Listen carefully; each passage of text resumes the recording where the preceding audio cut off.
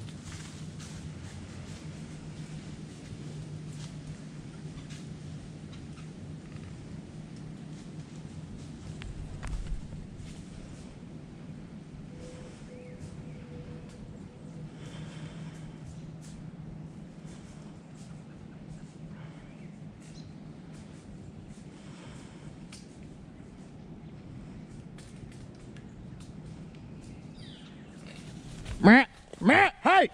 Hey!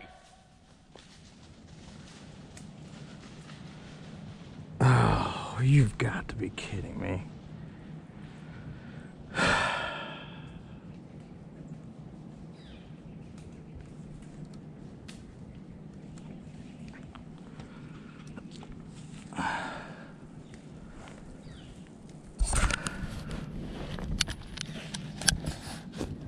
That is enough to make you sick.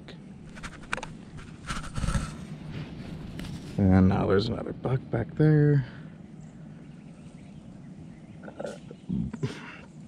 Dang it, that was a giant.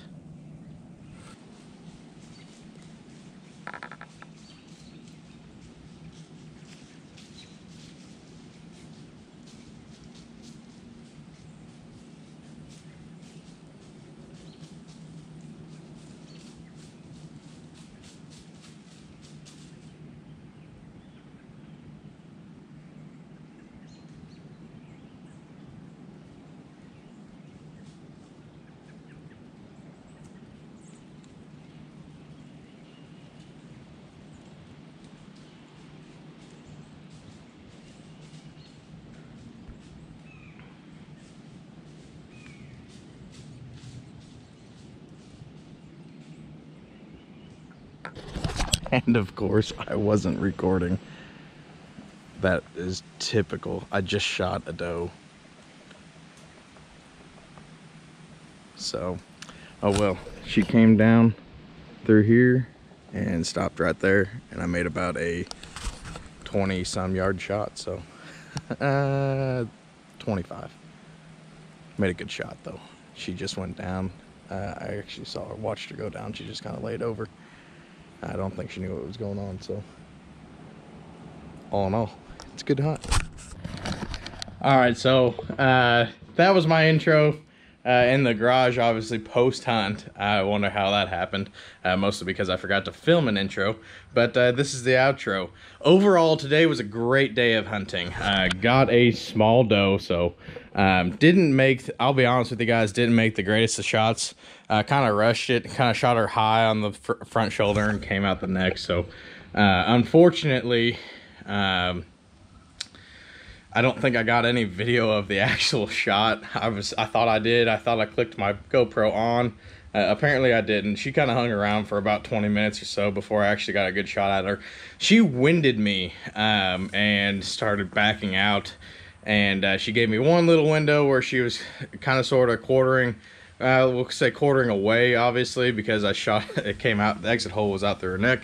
But she died with an eyesight, so she didn't really suffer. So it was relatively quick all around. Really wish that big buck would have came in. Actually would have came in. If I didn't screw it up, I really don't know what I would have done different.